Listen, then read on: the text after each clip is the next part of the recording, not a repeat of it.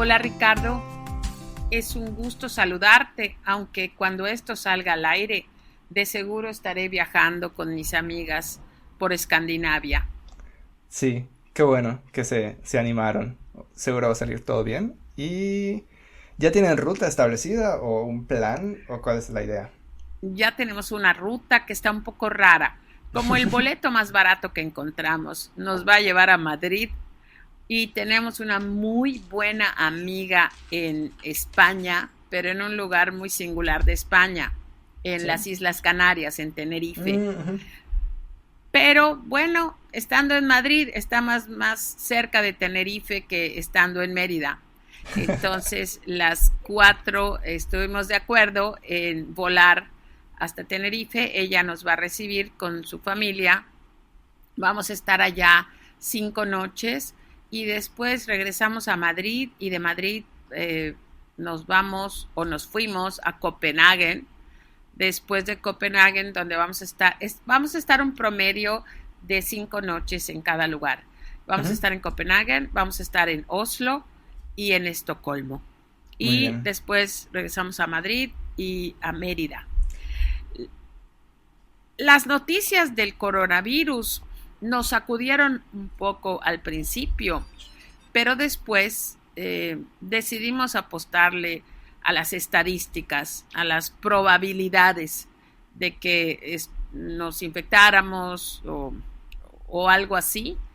Y pues ya ves que yo soy un poco medio desconfiada de todas estas cosas de las noticias que asustan a uno. Y espero que yo haya apostado bien y, y a ver qué pasa. Pues sí. Regresando, si todo va bien, nos vamos a Nueva York con el viaje anual de Ujú. los Cookie Kids. Entonces, todo lo que no viajé el año pasado, te decía, espero ponerme al día este año. Hace varios años fui a ver unos amigos que viven en Copenhague y estábamos en bicicleta dando vueltas por la ciudad. Era febrero, pero aún así todos estaban en bicicleta. Y Ajá. después de estar dando vueltas por varias partes, se acerca uno de mis amigos y me dice, ¿te diste cuenta quién estaba al lado de nosotros en el semáforo? Y yo, Ajá. pues, no sé, 50 personas, no tengo idea. Ajá. Y me dice, era el primer ministro de Dinamarca. Y yo, o sea, primero, ¡Wow! ni idea de que lo voy a reconocer quién es, ni no Ajá, sé cómo ajá. es. Pero qué padre, ¿no? O sea, que estaba ahí él en su bicicleta normal. O sea, sí recuerdo, vi que como que a ellos son una pareja de amigos con los que estaba. Como que los dos voltearon a ver a esta persona, pero pues no. Ajá, o sea, era un señor random con Es, su casco. Y ya. es lo máximo Escandinavia. Yo me acuerdo que vi una serie sueca, no me acuerdo el nombre, pero yo creo que si lo googleo, serie sueca que habla del gobierno donde la mujer es la primer ministro, lo encuentro.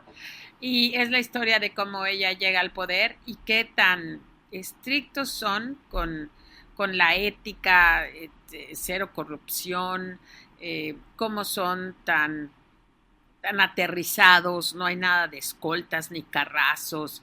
Ujú. Es, digo, tienen sus problemas y las cosas, pero es lo máximo. Estaba yo comentando con mis amigas de qué vamos a ver y cuál es el museo y cuál es el castillo, pero yo les decía, solamente estar en un país tan diferente al nuestro, Ujú. eso va a ser, eso va a ser la experiencia de viaje. Y mientras estamos aquí, ya, mientras estoy grabando, pues estamos ya en la recta final de lo que son los cursos para los empresarios. Y la verdad, sabes que me muero de amor por lo que hago y Ujú. siempre, cada grupo encontramos retos diferentes, aprendo cosas diferentes, me mantiene actualizada eh, y, y de veras cuando me da ese como que síndrome del impostor, que no sé si llegamos a hablar aquí de eso del síndrome del impostor. Está Eh, implícito en mi en mitad del todos, ¿verdad? podcast. Sí. Sí, o sea, ese es donde te entra la angustia de pensar, realmente lo que estoy haciendo vale la pena, realmente estoy haciendo algo bueno, estoy dando realmente valor a mis alumnos. Eh, pues recurro a las cartas y a las notas de voz y a los mensajes de ver que la gente sí está haciendo pequeños cambios en las empresas que les están ayudando a entusiasmarse acerca de todo, ¿no? Ujú. Entonces, la verdad, estoy muy, muy contenta. Ell- Ellos, los empresarios, están cambiando. ¿Y tú cómo has ido cambiando? O sea, ¿cómo se compara iniciadores, grupo 49? ¿49 es? ¿Qué número de curso? Sí, Sí, ¿sí? ¿La atiné? Qué bien. no, estamos en el 47. Ese es el Casi. último, el 47, 46 y 47, sí. ¿Cómo lo compararías viendo hacia atrás? O sea, notas así como han habido eh, momentos, casi por así decir, parteaguas que han ido cambiando los cursos, o ha sido más poco a poco, gradual, ahí sido el cambio.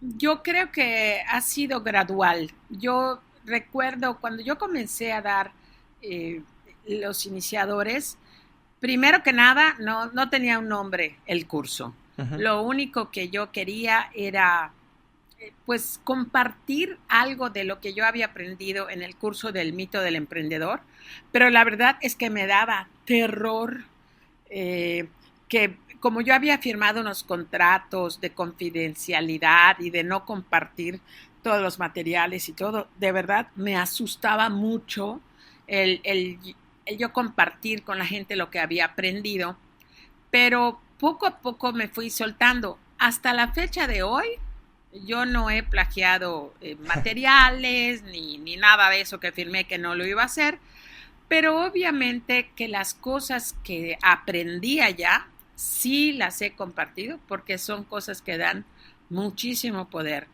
No todo el curso es acerca de lo que aprendí en el mito del emprendedor.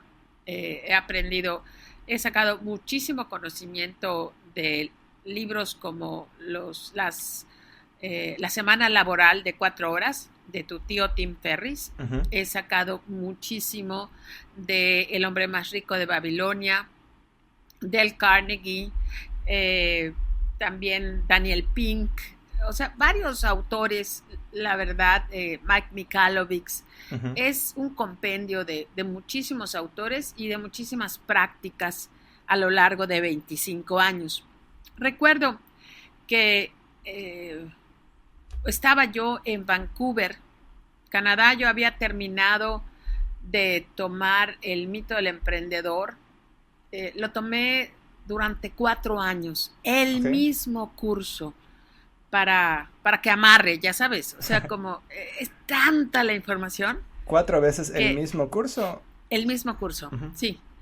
Y estaba yo, creo que como en el tercer año de tomarlo, y estaba de vacaciones con la familia de mi marido en Canadá, y me llegó un mail de un joven empresario que tenía una ferretería, Andrés.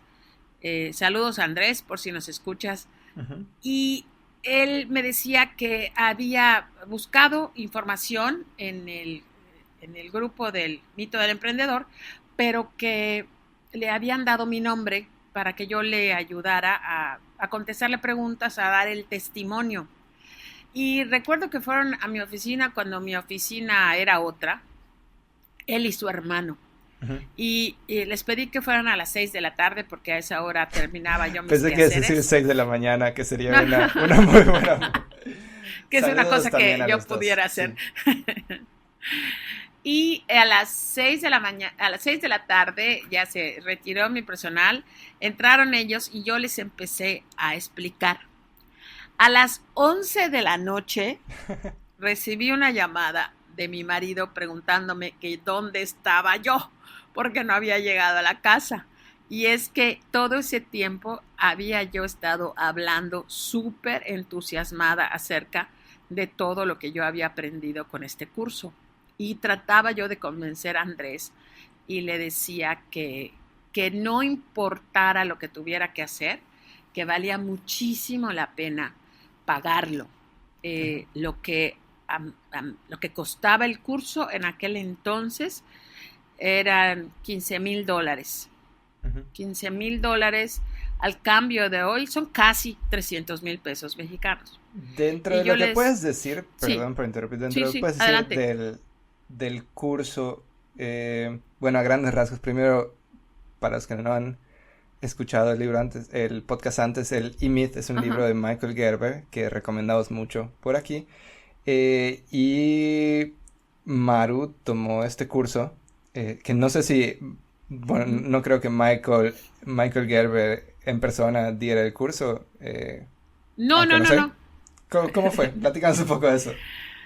Michael Gerber escribe, más bien empieza a dar un curso para enseñarle a la gente a automatizar sus negocios, a sistematizar y hacer los Ujú, pequeños negocios independientes.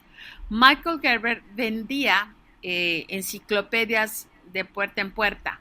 Por eso dice que después de vender enciclopedias de puerta a puerta, que es una de las cosas más difíciles de hacer, interrumpir a la gente a la hora que está descansando después de cenar para preguntarle que si no quiere comprar una enciclopedia, si ya después de eso yo podía hacer cualquier cosa. Eh, y un cuñado le dice, oye, fíjate que tengo que ir a ver a dos clientes que tienen negocios, pero los dos me citaron a la misma hora. ¿Por qué no vas tú y escuchas al que está en esta zona y yo me voy a ver al de la otra zona y dices que vienes de mi parte y que los vas a escuchar para tomar notas de los problemas? Y Gerber le decía, pero es que yo no soy consultor ni nada, tú solamente vas a escucharlo porque la gente quiere que lo escuches. Y dice Gerber que cuando empezó a escuchar a este empresario, empezó a darse cuenta rápidamente qué era lo que este empresario necesitaba hacer y empezó a aconsejarlo. Y el señor se quedó tan fascinado que lo empezó a recomendar. Entonces Michael Gerber empezó a dar su pequeño curso y alguien le dijo, escribe un libro. Escribe un libro para que estas ideas que tú estás enseñando pues se distribuyan más por todo el país. Y primero nació el curso, después el libro hizo más famoso el curso y al final del libro, el cual yo leí 12 veces antes de inscribirme al curso, en el libro salía un anuncio para que tú te inscribas.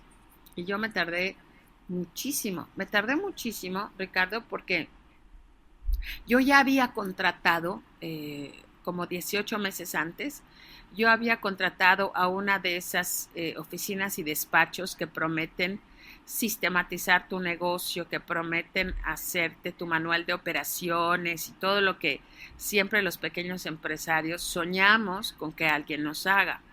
ujú. Y había yo pagado muchísimo dinero cuando me di cuenta que nada de lo que me estaban haciendo me iba a servir y lo corté a medio camino. Entonces, cuando aparece el mito del emprendedor, empiezo a leer el libro y me fascina, pero el libro te decía qué hacer, no te decía cómo hacerlo. Para eso ellos te decían, inscríbete a nuestro curso. Y lo pensé muchísimo, pero gracias a un buen método de venta de ellos, donde no eran muy empujadores, o sea, la verdad, buen método que en parte les copié, porque a mí no me gusta estar empujando ni hostigando a la gente. Eh, decidí inscribirme. Decidí inscribirme y después que terminé el primer año, decidí inscribirme otra vez y así 4 veces estuve estudiando. No fui a la universidad, pero me eché ese curso en línea 4 años y mi negocio empezó a cambiar y la gente me empezó a preguntar qué hiciste, qué cambiaste, por qué veo el negocio diferente. Al mismo tiempo que llegó Andrés. Entonces, cuando Andrés insiste y me dice, mira, no tengo $15,000 para invertir, nunca los voy a juntar, me puedes seguir dando este tipo como de pláticas o tips y te pago. Y le dije, es que no, ni te voy a cobrar, pero con gusto te doy dirección. Y de entonces pensé, si le voy a dar dirección a Andrés, pues voy a ir a buscar a esos vecinos de la Gran Plaza y algunos amigos que habían hablado de negocios para decirles, mira, nos vamos a empezar a juntar las tardes para hablar de las cosas que yo he aplicado y me funcionan. Eso fue en el 2009. Y en la misma oficina mía empujábamos así hacia las paredes los escritorios para poner una mesa y nos sentábamos más o menos como una docena de personas. Y me acuerdo que con mucho nervio, por hablar frente al público, viendo mis apuntes, siempre temiendo que estaba yo diciendo algunas cosas, no estaba segura si se entendía o si iba yo a confundir más a la gente. Y así comencé. Y después de una serie de pláticas que los mandé a sus negocios y les dije, bueno, apliquen esto y después nos vemos dentro de unos meses. Me despedí de ellos pensando que allá había quedado esto y de repente la gente me empezó a buscar, gente que no conocía, que me decía, tengo un amigo que tomó como unas pláticas contigo y me dijo que le han ayudado muchísimo. Entonces yo quiero tomar esas pláticas. Y así nació el segundo grupo de iniciadores. Y ese fue el principio. Y ahorita ya estamos en el grupo 47. Ya han pasado más 47. de 10 años, sí. Y un paso atrás, ¿cómo llega el libro a ti? ¿Te lo topas en una librería de casualidad o alguien te lo recomendó? No, nadie me lo recomendó. Era una librería de Chicago. Una de las cosas, así como alguna gente va a Estados Unidos, que si eres mexicano, ¿no? Vas a Estados Unidos y tienes que meterte a un Target o tienes que meterte a un Gap, o sea, así era hace años cuando no había Amazon y todo eso. Ralph y yo era así obligado meternos a una librería y él iba por sus libros y yo por los míos, que siempre eran marketing, negocios y desarrollo humano. Y Ujú. era en la parte de negocios había una mesita de esas donde las librerías americanas como que promueven los libros de moda y estaba el mito del emprendedor. Y decía, siempre lo anuncian como uno de los 10 primeros libros que tú debes de leer si tienes un negocio. Ujú. Eh, yo, el subtítulo decía, ¿por qué las pequeñas empresas fracasan y qué hacer para evitarlo? Y yo, como hasta ese momento yo vendía muy bien y yo equiparaba el éxito a ventas, eh, pues yo dije, no, no me siento ni una fracasada, ni siento que mi negocio vaya a cerrar. Mi negocio ya tenía más de 12 años. Eh, pero pero pensé, no quiero que fracase, entonces voy a aprender por qué fracasan para yo no hacer esto.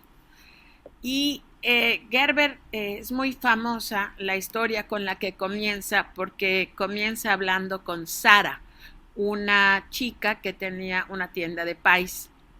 Pero no importa si tú lo que vendes son ganchos para hamaca, o soga, o barriles, o sacos de cemento, o pasteles.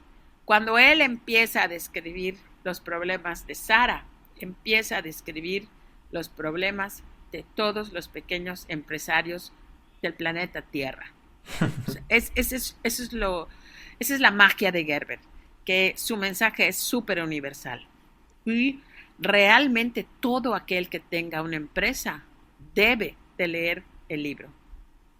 Y me impactó tanto, o sea, sí, ese sentimiento de que te está hablando alguien que sabe tu vida. Me devoré el libro, casi me acabo el libro en la misma librería. Y a cada persona que yo se lo prestaba, se quedaba fascinada. Pero te digo, pasaron casi 2 años antes de que yo me decida a inscribirme. Pero fíjate que después de que yo comienzo a dar mis pláticas de iniciadores, un grupo de, casi simultáneamente al año en el que yo tomé el mito del emprendedor, unos chicos empresarios jóvenes de diferentes partes de México. Había alguien de Sonora, alguien de Monterrey y dos de la Ciudad de México. Se conocieron y se juntaron y llevaron a México o trajeron a México la franquicia del mito del emprendedor para dar estos cursos en español con las plataformas y todo como yo lo había tomado, pero en inglés. Y ellos, como no conocían a nadie más, cada vez que querían dar, la gente les preguntaba, ¿quién me puede recomendar? ¿Dónde puedo oír testimonios? Pues ellos daban mi dirección y la gente me empezaba a hablar. Y me hablaron de Argentina, del Salvador, del norte de México, y yo a todos les hablaba con mucho entusiasmo del programa. Entonces un día me buscaron y me preguntaron que querían saber de mí, porque querían saber cuál era el perfil de la gente que tenía éxito tomando este programa. Y hablando, les conté que yo tenía un grupo presencial donde yo hablaba de las ideas que aprendí en el mito, pero también de otras ideas. Y ellos me propusieron que yo diera en un método presencial, me ofrecieron que yo diera el mito del emprendedor con la plataforma del mito del emprendedor en español. Yo estaba fascinada y rápidamente le dije a toda la gente, ahorita voy a dar el mito. Y me dieron la licencia, o sea, obviamente el curso costaba mucho más caro de lo que yo lo cobraba, porque ellos tenían que cobrar igual. Y di 2 grupos que duraron 6 meses cada uno. Ujú. Y esto fue, no sé, hace como 8 años, más o menos. Y fue maravilloso dar esto, porque entonces fue cuando me di cuenta que mi curso, que ya se llamaba Iniciadores, eh, tenía muchas cosas del mito, pero que había muchas otras en las que estaba súper distanciado del mito del emprendedor. Y lo que más hacía la diferencia era el enfoque en el que yo había insistido de crear una empresa de la que nadie se quiera ir, por todo el énfasis que se hace al equipo humano de la empresa. Ujú. Descubrí cosas como, pues ya sabes, ¿no? Somos un país que tiene leyes laborales muy diferentes a Estados Unidos. Aquí no se puede pagar por hora, legalmente no se puede, lo del seguro social, las prestaciones, no puedes despedir a nadie así, como se hace en otros países. Entonces, obviamente yo tuve que buscar cómo tropicalizar todo eso.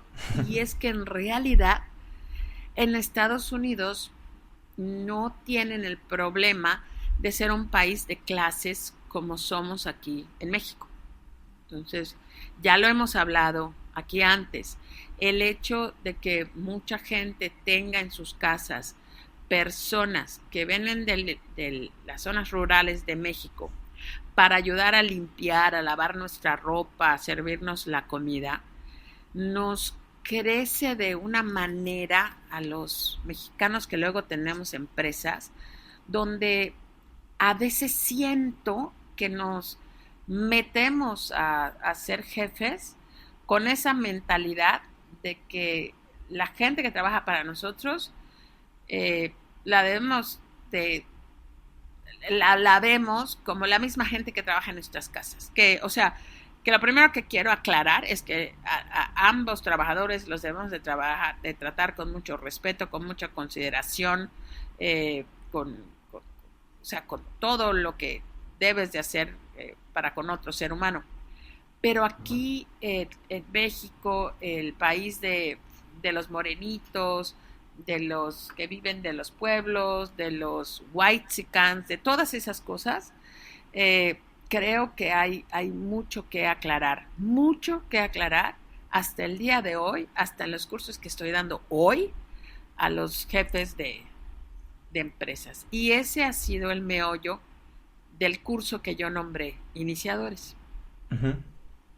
Que esto, o sea, no es nada más para aclarar, no es algo que vaya en contra de lo que está diciendo el mito del emprendedor, sino es algo que No, de plano no cubre, porque no le, pues no, para no son nada. los casos que tienen que les Sí, llegan, ¿no? en Estados Unidos tú tienes eh, el salario mínimo de Estados Unidos. Bueno, en los últimos años se ha discutido que no es suficiente para llevar una vida digna, pero hace 10 años sí era. O sea, podías ser empleado de una cafetería o un mesero y podías pagarte la renta de un departamento o algo así, como no se podía hacer en México, ¿no? Eh, y muchas de las maneras, yo cuando comenzaba a dar clase de iniciadores y me decían, es que mi secretaria se molesta porque no le gusta tener que cortar horario. O sea, yo jamás en mi vida corté horario. Desde que yo comenzaba a trabajar, o trabajaba son las tardes, o cuando trabajé en Canadá, pues trabajaba de corrido. Pero hace 10 años era común aún tener a trabajadores que iban a trabajar de 9 de la mañana a 1 de la tarde, que los mandaban a su casa a comer o hacer lo que sea, y tenían que regresar a trabajar a las 4 de la tarde, de 4 a 7 o de 4 a 8. Porque, por ejemplo, en un consultorio de un dentista, el dentista me decía, es que ahora no tengo pacientes, entonces ¿para qué le voy a pagar a alguien que atienda si no hay nadie? Y se veía eso normal, sin la menor consideración del tiempo de la persona que trabajaba para nosotros, sin la menor consideración de los camiones que tenía que tomar, del gasto que tenía que hacer. Ahorita tenemos Ubers y cosas que nos ayudan, pero aún así es un costo. Pero hace 10 años, nada. Y la gente lo veía de lo más normal. Quitarle a las personas 12 horas de su vida realmente, porque si tenías que presentarte tenías que salir de tu casa a las 8:30 de la mañana y tenías que llegar a tu casa a las 8:30 de la noche por todas estas cosas que hacías, pues este es un ejemplo de lo que yo me encontré que estaba pasando. Gente que encuentra normal y excusable no pagar las prestaciones mínimas de ley, de seguridad social, de casa. El Infonavit es una de las maravillas que tenemos en este país. No en todos los países del mundo, ni siquiera el mundo civilizado, se recolecta el 5% de los sueldos para dar un fondo de vivienda a los trabajadores. Pues sí está Ujú. muy chulo, pero si los empresarios no lo pagan, pues Claro. la gente no lo puede apreciar, ¿no? La falta de capacitación, o sea, miles de cosas que yo me encontraba que afortunadamente están cambiando, pero que todavía encuentras en mucha gente que honestamente no se da cuenta, Sí, los horarios no se da cortados cuenta. siguen pasando en algunos lugares, ¿no? Eh, Creo que sí, no con nadie que yo conozca, porque Ujú. le daría un zap en la cabeza, o sea, pero sí, me imagino que sí siguen pasando. Pero es un ejemplo, ¿no? Sí. De las cosas que hacemos, ¿no? O sea, las horas extras que se trabajan, la gente que pasan 2 años y no se les dan vacaciones o no toma vacaciones, la gente que por ley te corresponden 2 semanas de aguinaldo y la gente que decía, no, pues a mí nada más me dieron el equivalente a 4 días. O sea, todas esas cosas eh, pues son parte del problema de por qué a veces nuestras leyes laborales son medio socialistas, ¿no? A veces me molesta la Ley Federal de Trabajo, pero cuando escucho a algunos empresarios, digo, ay, con razón tenemos esas leyes defensoras. Eh, entonces, fue un poco confuso para mí comenzar a dar el curso porque al principio yo mezclaba. Yo tenía gente que quería abrir un negocio y tenía gente que ya tenía el negocio. Ujú. O tenía gente que tenía un negocio, pero no era una empresa, era un autoempleo. Ok. Y eh, poco a poco empecé a, pues, a clasificar realmente que lo que yo sabía y a lo que yo podía ayudar era a las personas que ya estaban montados en el chivo, que ya tenían un negocio, que ya tenían empleados, que ya tenían clientes. Y empecé a dejar de aceptar en el curso a personas que solamente querían aprender porque tenían ganas o intenciones de abrir un negocio. Y eso lo empecé a hacer más o menos como en el cuarto año de iniciadores. Y el nombre de iniciadores vino porque, pues, en el libro Depende de ti cuenta un poco la historia. Eh, el iniciador, pues, es el que abre camino, ¿sí? A veces se piensa que un iniciador es alguien que comienza y se va, ¿no? Pero para mí en el iniciador que pienso con ese nombre es aquella persona que inicia algo y resiste y persiste y crea oportunidades para diferentes personas y como hay una palabra en inglés, no sé si la puedo pronunciar correctamente, a lo mejor tú la sabes, trailblazer, los que abren Mm, ujú. los que abren el tramo, ¿no? Sí. Y tengo muchísima admiración por esas personas. Hay muchas empresas que comienzan así. Hay muchísimas más que son empresas heredadas o familiares o lo que sea. Yo comencé mi empresa por mi cuenta, por mi familia. En mi familia no hay empresarios, pero ni cercanos ni lejanos. No hay empresarios por ninguno de los dos lados. Eh, Creo que no somos muchos en México los que comenzamos empresas así, la mayoría son familiares, pero también tiene un gran grado de, pues, de fregonería el, el permanecer y hacer Sí. crecer empresas familiares, ¿no? Que también tiene sus bemoles, esos de dividir, ¿no? Una cosa es empresa y una cosa es familia. También Sí, viene con una yo no serie de puedo con eso. retos totalmente diferentes, ¿no? Sí, sí. Pero y así, sin darme cuenta, primero pensando, creo que este va a ser mi último curso. Y como ahora estoy dando el Eso, curso eso ya, 40, ya te escuché decir eso al menos 10 veces. Es que ya no, ahorita ya no voy a dar y luego ya abrí tres ya no. cursos. Este, ahora, fíjate, ahorita ya somos 4 personas trabajando en iniciadores, antes éramos 2. Eh, Ahora estamos terminando estos cursos. Bueno, ahorita que ya cuando estoy grabando nos faltan un par de clases. Ujú. Cuando nos estemos escuchando ya va a haber pasado un mes de que terminé de dar las clases. Pero a 2 clases de terminar, ya tenemos una lista de 40 personas que está interesadas en tomar el curso. Entonces, claro, puedo decir que no, aunque sean 400 interesadas, ya no lo voy a dar, pero es algo que me fascina.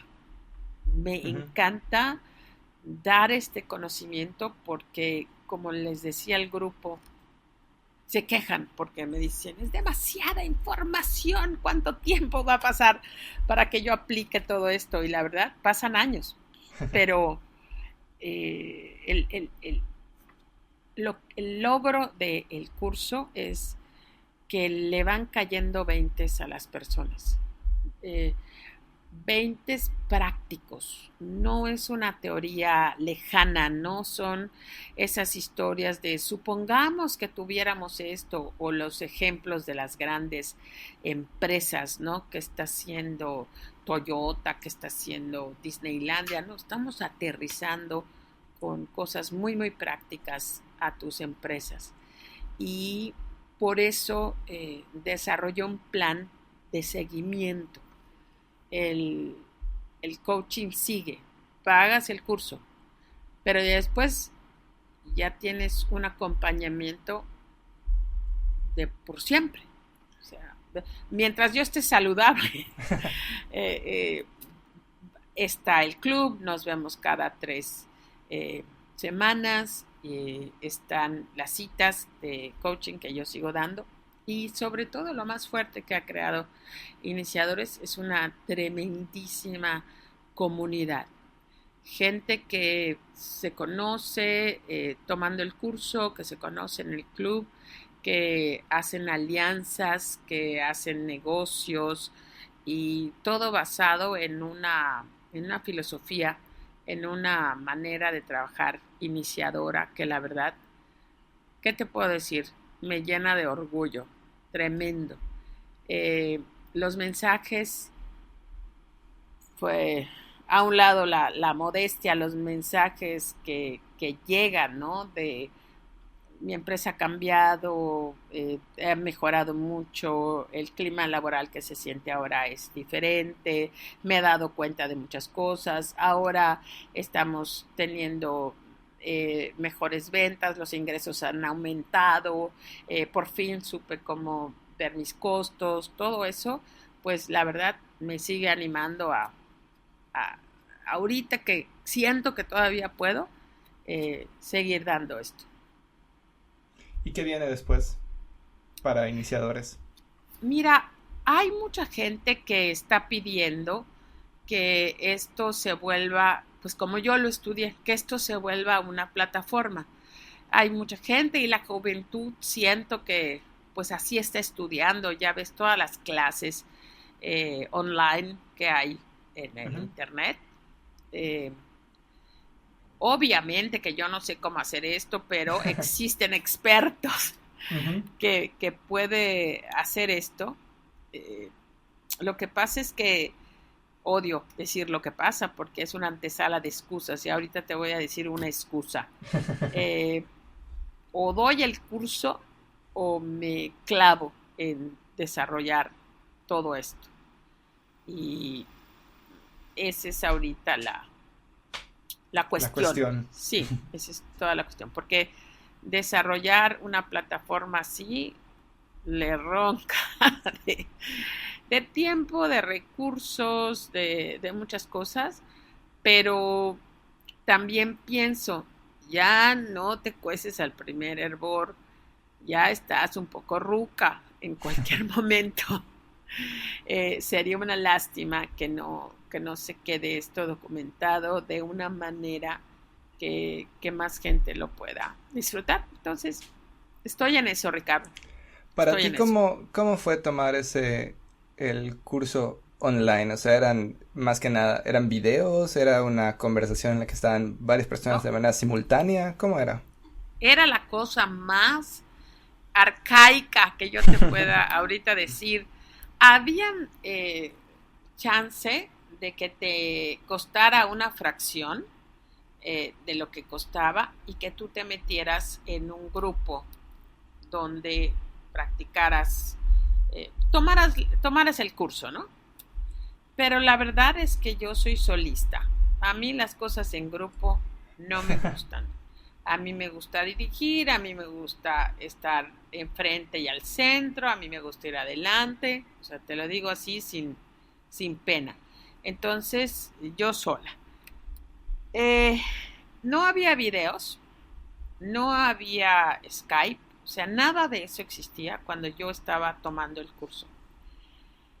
Yo tenía derecho a 3 llamadas telefónicas de 1 hora cada una. Ujú. Tenía yo acceso a una plataforma y de allá ellos me dejaban las tareas yo las tenía que llenar, las tenía que subir 24 horas antes del encuentro con mi coach Ajá. para que él tuviera chance de revisarlas, hacer algún comentario.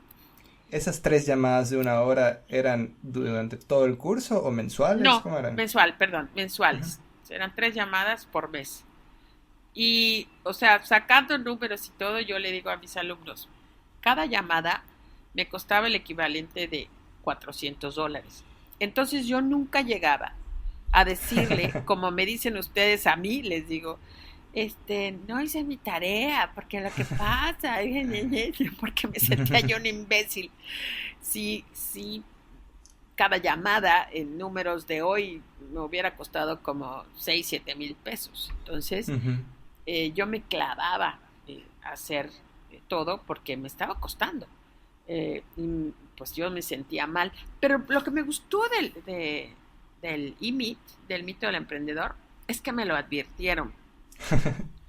Porque como había sido una grandísima desilusión aquel despacho que me dijo que me iba a franquiciar, cuando estaba yo a punto de decidirme, les pregunté, díganme la neta del planeta, ¿de qué se quejan sus clientes? Debe de haber algo, debe de haber algún llanto que ustedes oyen muy seguido. ¿Cuál es? Y la señorita que me estaba vendiendo me dijo, ay no señora, eso es súper fácil. Todo el mundo se queja de que esto es difícil. Y le digo, uy, me dices, es que sí, no es que sea difícil, me dijo, es largo y lo tiene que hacer usted. Nosotros le vamos a acompañar, nosotros le vamos a decir cómo, pero no lo vamos a hacer por usted. Y eso, la verdad, me cayó re bien su honestidad. Y esto es lo que yo les repito a mis alumnos. Te voy a decir cómo, te voy a acompañar, pero lo tienes que hacer tú. Ujú. Es tu bebé, solamente tú lo puedes formar, lo puedes educar, ni que pagues el super dinero del mundo, vas a encontrar una super nanny que te lo forme como tú lo quieres. O sea, entonces esto es algo en lo que tú tienes que invertir tiempo.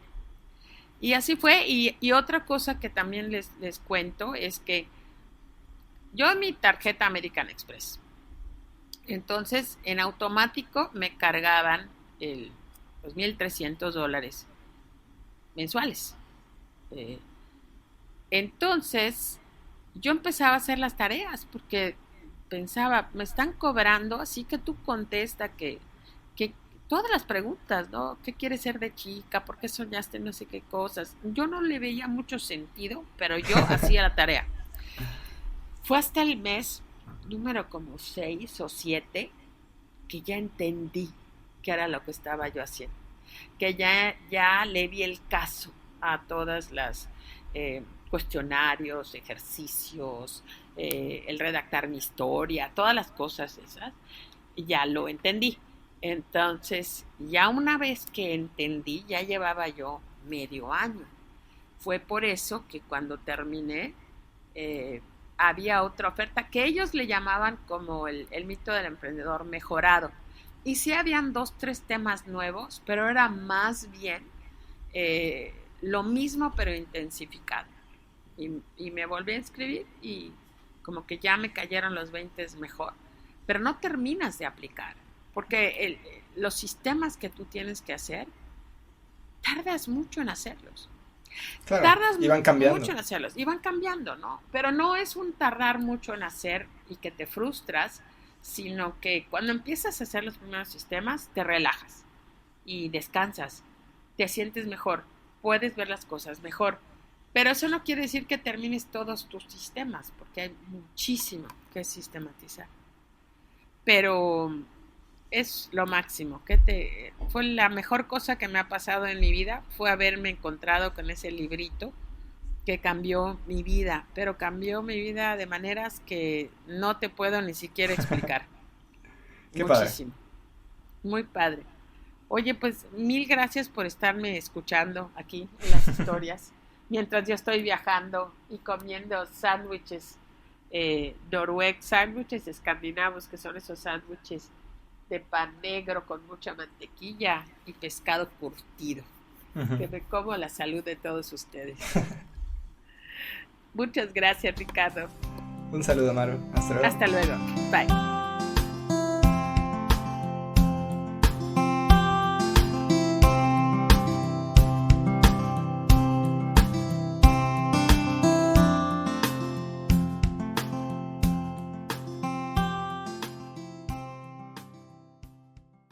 Este fue un podcast de 42 Broadcast Network, producido por Diego Escalante y Ricardo Ancona. Más información en 42bn.com.